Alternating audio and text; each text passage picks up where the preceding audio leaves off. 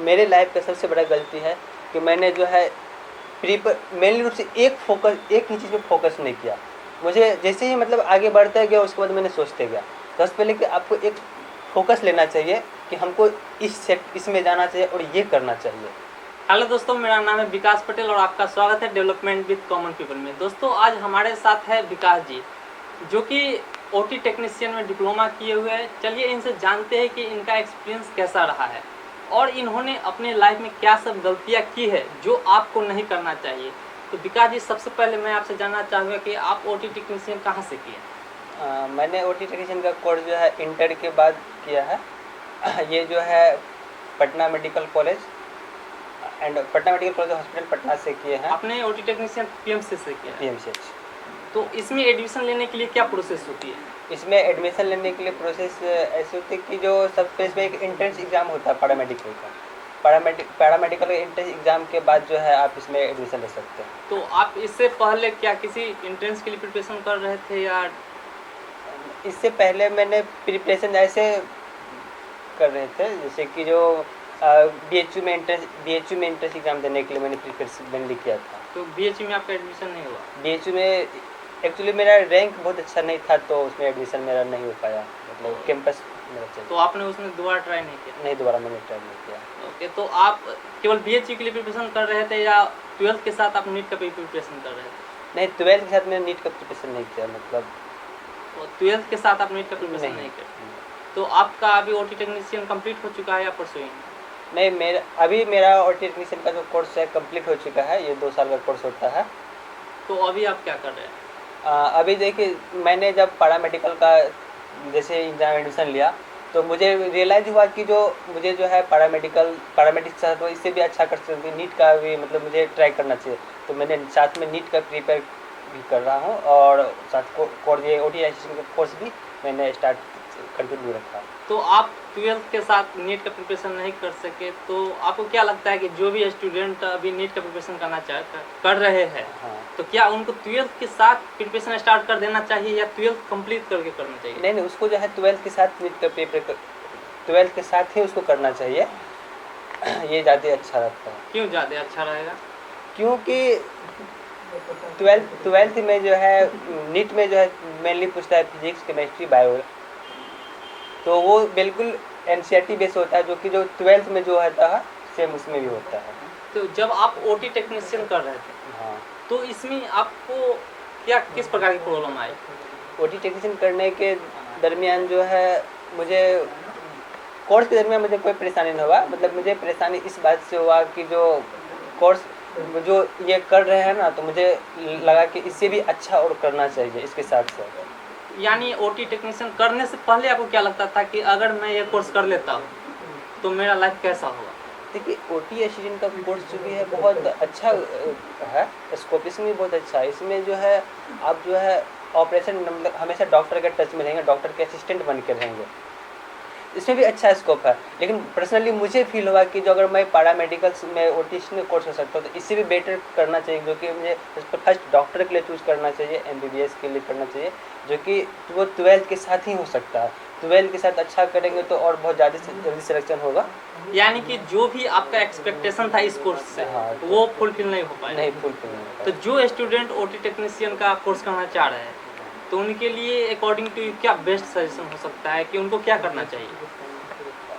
देखिए, OT assistant का course जो है बहुत अच्छी कोर्स है, ठीक ना। इसमें जो है अगर जनरल मतलब पूरा 100% आप ओटी असिस्टेंट का कोर्स में अगर दीजिएगा तो एक समय के बाद जो है ना आपको रियलाइज होगा कि एज ए सर्जन के जैसे फील होगा आपको। इसी की जो इसमें जो है ओटी असिस्टेंट के कोर्स में जो है बहुत सारा ऐसा काम होता है कि जो कि सर्जरी के साथ पे काम होता है, जो कि सर्जन का बहुत सारा स्टिच देना, बहुत सारा छोटा मोटा जितना भी काम होता है सब काम ओटी असिस्टेंट देखता है। तो इसमें जो है एक लंबे टर्म समय के बाद एक छोटा मोटा ऑपरेशन को आप कर सकते हैं, तो ये इसमें बहुत अच्छा स्कोप है। तो जो भी स्टूडेंट अगर पटना मेडिकल कॉलेज में एडमिशन लेना चाहते हैं इस कोर्स के लिए, तो उनको क्या करना होगा? देखिए, इस कोर्स में एडमिशन लेने के लिए सबसे पहले आपको पैरामेडिकल का जो है एंट्रेंस एग्जाम होती है, जो बिहार सरकार तो क्या पैरामेडिकल में तो ऐसा फिक्स नहीं होता है कि अगर आप एंट्रेंस एग्जाम देते हैं तो आपको यही कॉलेज मिलेगा? नहीं, तो क्या कोई ऐसा पर्सनली फॉर्म आता है जो कि पटना मेडिकल कॉलेज में एडमिशन हो? नहीं, ऐसा कोई नहीं होता, इसमें रैंक रैंक के अनुसार अकॉर्डिंग टू रैंक होता है कि क्या आपका रैंक है उसके अनुसार एडमिशन अकॉर्डिंग टू रैंक होता है।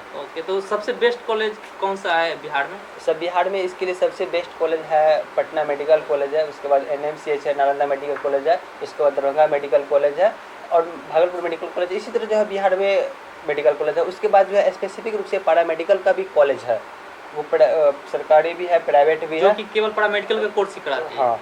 तो अगर आप अभी नीट का प्रिपरेशन स्टार्ट किया है तो आपको नहीं लगता है कि मेरा 2-3 साल पीछे का बर्बाद हो गया? मुझे थोड़ा सा ये बात का अफसोस है कि जो ऐसा करना चाहिए, क्योंकि देखिए मैं यही कहना चाह रहा हूँ कि जो नीट का जो प्रिपेयर कर रहे हैं ना, तो आप 12th के साथ ही कीजिए तो ज़्यादा अच्छा रहेगा। क्यों, आपको ऐसा क्यों लगता है कि 12th के साथ ही करना चाहिए? क्योंकि बहुत सारे लोग सोचते हैं कि अगर मैं अच्छे से फोकस नहीं कर पाया 12th पे तो मेरा अच्छे मार्क्स नहीं आ पाएगा। क्योंकि क्या ऐसा भी है कि नीट में एडमिशन लेने के लिए, नीट का एंट्रेंस एग्जाम देने के लिए अच्छे मार्क्स की जरूरत होती है? नहीं, ऐसा नहीं है। देखिए अगर आप बहुत अच्छे से नीट के लिए प्रिपेयर कीजिएगा ना, तो 12th का जो है कॉमनली ऐसे ही निकल जाएगा। उसमें जो है बहुत ज़्यादा मतलब ये नहीं कहता कि आपको इतना परसेंटेज चाहिए, ये चाहिए, लेकिन एक उसका लिमिट है जो कि आप अगर प्रिपेयर अच्छे से भी अगर नीट के लिए प्रिपेयर कर रहे हैं तो कॉमनली वो 12th जो है आसानी से पास कर जाएंगे। दोनों का सिलेबस सेम रहता है या डिफरेंट रहता है?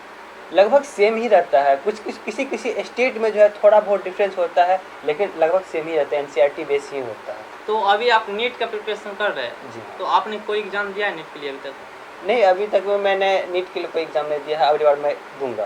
फर्स्ट अटेम्प्ट होगा आपसे। नीट में एग्जाम देने के लिए क्या है, इसके कोई लिमिट है एज या किसी? हाँ, इसमें लिमिट है।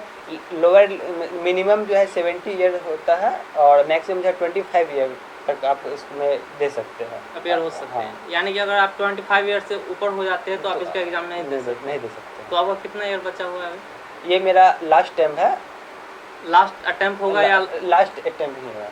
लास्ट एंड फर्स्ट अटेम्प्ट हाँ। होगा आपका? तो आपका इसका प्रिपरेशन कैसा है? अभी तक तो अपने अनुसार तो मैं बेस्ट देने की कोशिश किया हूँ, अब ये फाइनली रिजल्ट बताएगा कि आप किन से गाइड ले रहे हैं इनका प्रिपरेशन करने के लिए? इनका प्रिपरेशन करने के लिए मैंने बायोमेंटर से, बायोमेंटर के जो है एक एप्लीकेशन यूट्यूब पे ही है, यूट्यूब से मैंने इसका मोटिवेशन लिया और यूट्यूब से ही मैंने पढ़ाई कर रहा है और यूट्यूब पे ही मैंने, यानी कि आपने कोई इसका कोचिंग नहीं लिया? नहीं, कोचिंग नहीं लिया, आप जो भी कर रहे हैं यूट्यूब से पढ़ाई यूट्यूब से कर कर रहे हैं। रहे हैं। तो क्या आपको लगता है कि यूट्यूब पे बेस्ट कंटेंट है स्टूडेंट के लिए? बिल्कुल बेस्ट कंटेंट है, जैसे कि जब यूट्यूब पे भी बहुत रहा, सबसे बेस्ट मैंने बायोमेंटर को चुना क्योंकि ये जो है फ्री ऑफ कॉस्ट जो है पूरा फिजिक्स, केमिस्ट्री, बायोलॉजी जो है प्रोवाइड करवाता है बायोमेंटर ऐप।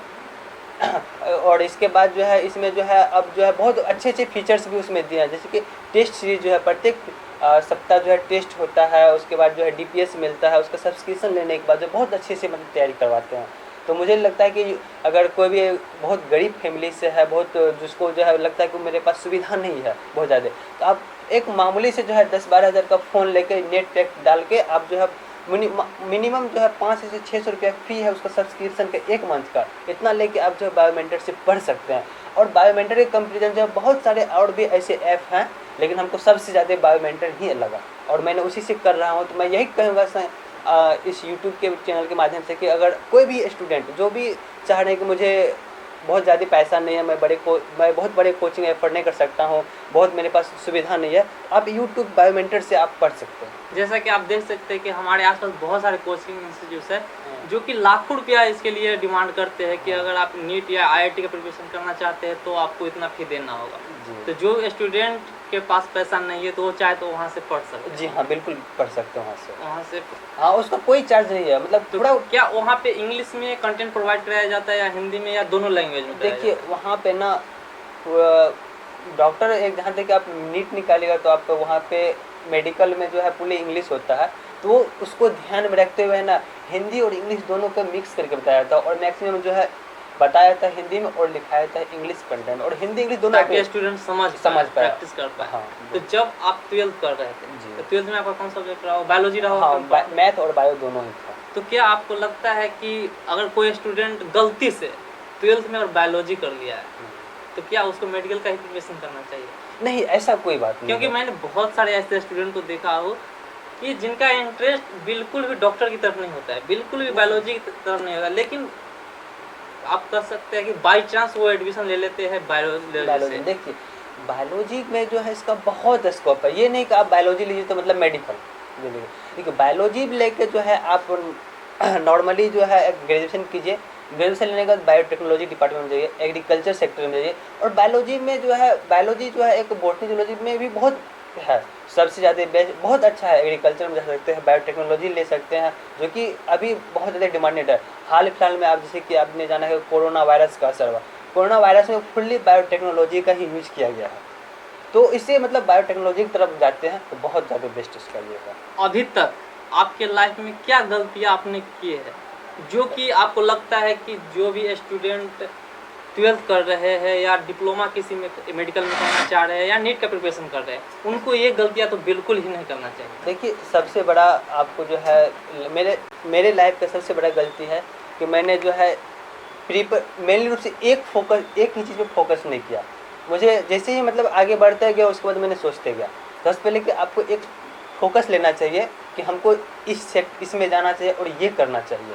यानी कि आप पहले चूज करें कि आपका मेन सेक्टर क्या होना चाहिए, हाँ, या मेन फोकस हाँ, क्या है, मेन और पॉइंट क्या है, वो उसके खुद बाद आप उस पर वर्क करें। हाँ वो खुद के इंटरेस्ट के साथ मतलब कि आप किस सब्जेक्ट में आप इंटरेस्टेड है और किधर आपको जाना चाहिए, इस बात का आपको स्पेशली रूप से ध्यान में रखना चाहिए। क्योंकि होता है कि जो किसी को हमको किसी भी सब्जेक्ट में इंटरेस्ट है, मान लीजिए मुझे बायोलॉजी में इंटरेस्ट है और मैंने फैमिली के अथी में आके इन्फ्लुएंस में आके या आके मैंने चूज कर लिया कि मुझे मैथ पढ़ना है, तो एक्चुअली में उस वक्त में ना हमको फैमिली को कन्विंस करके मुझे अपने सब्जेक्ट अपने अकॉर्डिंग ना उसमें जाना चाहिए। एक बात मैं आपसे और पूछना चाहूँगा कि आप वैसे पेरेंट्स को क्या कहना चाहेंगे कि क्योंकि मैंने बहुत सारे स्टूडेंट को देखा है कि उनका इंटरेस्टेड होता है कि मैं बायोलॉजी पढ़ूँ, उनका इंटरेस्टेड होता है कि मैं बायोलॉजी में कुछ करूँ, लेकिन उनके पेरेंट्स चाहते हैं कि मैथमेटिक्स पढ़े, इंजीनियर बने।